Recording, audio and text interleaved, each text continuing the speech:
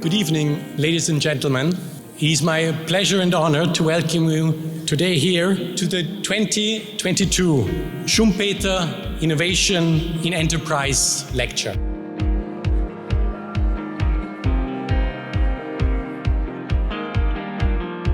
Schumpeter brought in a much more personal assessment of the entrepreneur as a personal will to act, to solve problems, to create something new. We want to model the transition to a more sustainable, more equitable and more resilient economy. It's not new ideas.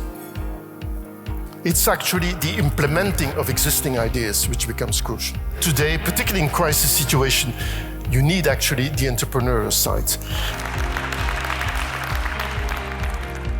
We do not need political activists gluing themselves to old paintings. We need Schumpeterian entrepreneurs gluing themselves to new ideas.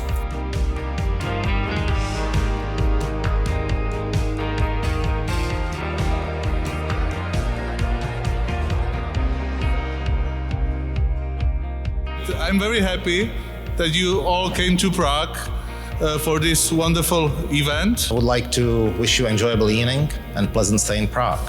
Thank you very much.